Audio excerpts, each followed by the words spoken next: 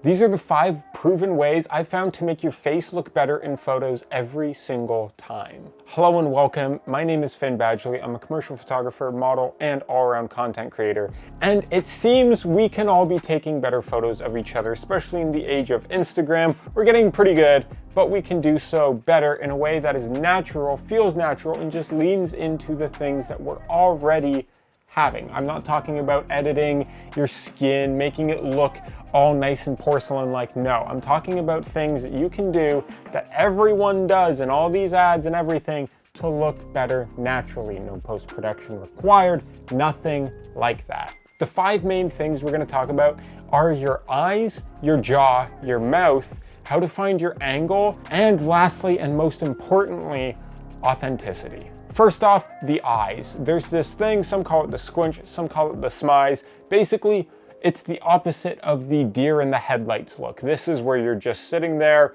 your eyes are wide, you're deer in the headlights, like you've just been surprised or shocked, or you just witnessed your boyfriend or girlfriend say something really embarrassing the first time meeting your parents and you're like, oh no, what have I done? To avoid this, there are a bunch of little muscles underneath of your eyelid. These muscles, when you contract them, will have your eyes look more confident in any photo that you take.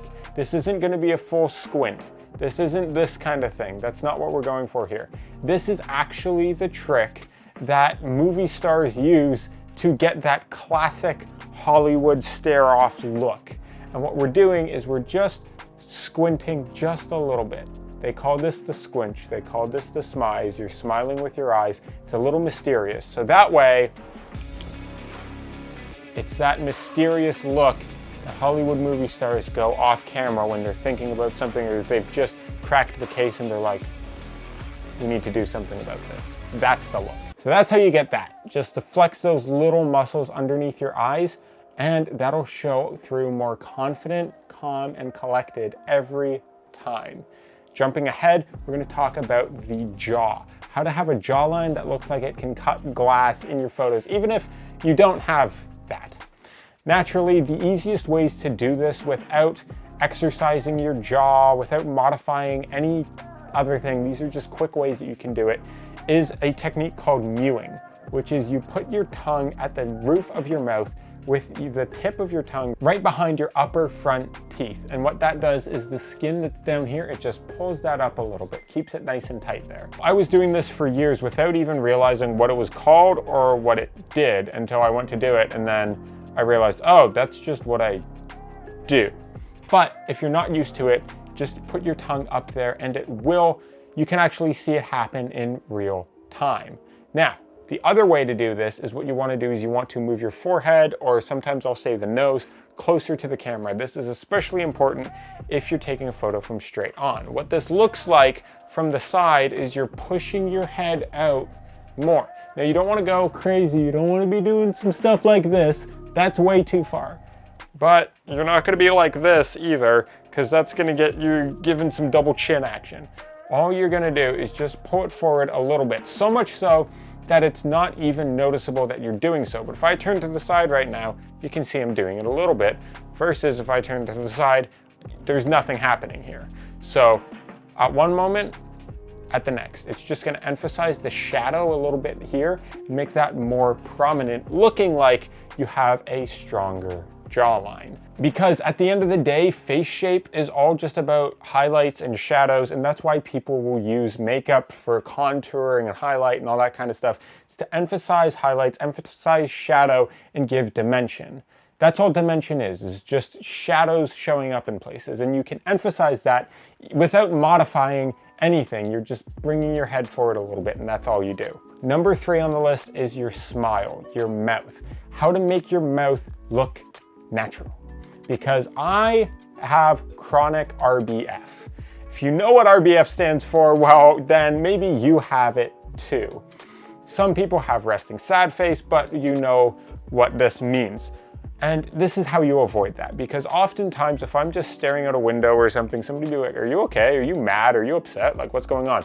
Because I will look like I'm in the middle of a mugshot or something. So the way to fix this, if you're having a resting face, all you want to do is, rather than just having your mouth completely resting, anytime somebody's taking a photo of you, you just bring these little muscles, you just contract them a little bit, and it'll give you just a little hint of a smile. You can do a little hint of a smirk by just doing it on the one side, and that is how you can change your expression in very minute little ways to make you seem more interesting, make you look better in photos, make you look happier, more approachable. All these things are little psychological tricks that the professionals are always using. I use it as a model, but nobody ever knows because nobody talks about it, which is why I'm taking these things that I've learned and I teach people who are in front of my camera. If I'm taking portraits, I'm always telling people, coaching them through these little facial things of how to look better naturally. Now, part of looking better naturally is knowing where generally you like the way your face looks. Something I'll always ask every portrait subject of mine is, what side of your face do you prefer? Do you prefer a side? If they don't know this, if they're quite a bit older, they probably won't have a good answer for this question, but if they're around my age, usually they will. And what I'll ask is, where do you hold your phone when you take a selfie? Do you hold it from up above? Do you hold it to the right side of your face? Do you hold it to the left? Do you hold it straight out in front? Because generally, you've taken enough selfies at that point where you know what side of your face you prefer. For me, I like either straight down the middle or my left side, which is why in my videos you'll rarely see me favor my right side to the camera. I put the lights on my left side or center, and whenever somebody's in front of my camera, I always make sure to put the light on that side of their face and then also have them turn so that side is a little more favored to the camera. Now, if you don't know this, if you don't have any idea what angles you like on yourself, the easiest way to do this is take your phone, take whatever camera you have, but usually your phone is best, and hold it in a bunch of directions. Take that phone, hold it up high, hold it down low, hold it to your right, hold it to your left, and you'll find out the actual angle that you like on yourself. And then when somebody's taking a photo of you, you'll naturally know to favor that side, even if they don't ask you. And then if they ask, why are you always looking this way? Just be like, oh, it's my side. It's the side of my face that I prefer. That's it.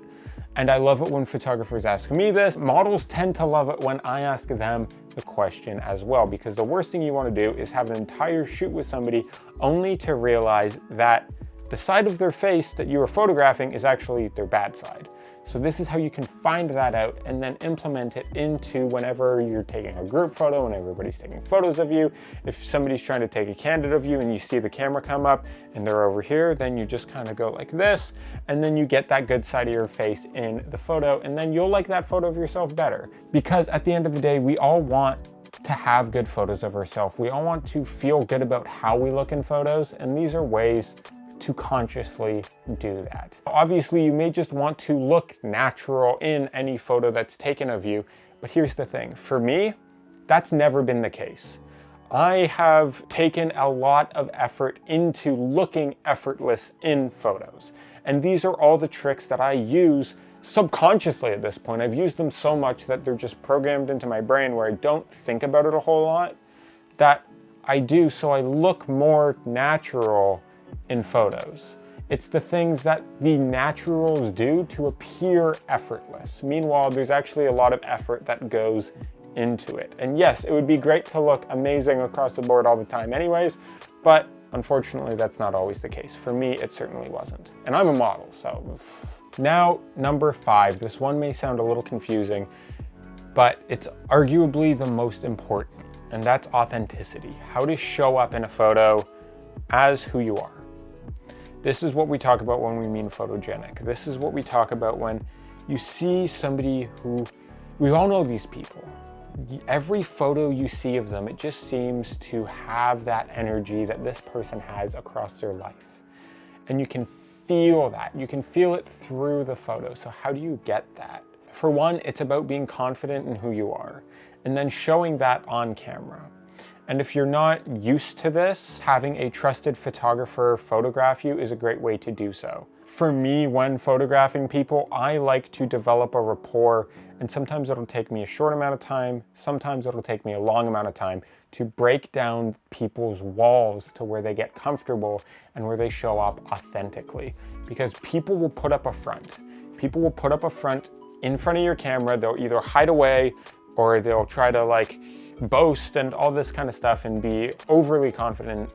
Meanwhile, that's just from a place of insecurity. And eventually, all those walls will come down and you'll get a photo of who that person really is when they let their guard down. But how can you let your guard down in a photo so you look better, so you look more natural?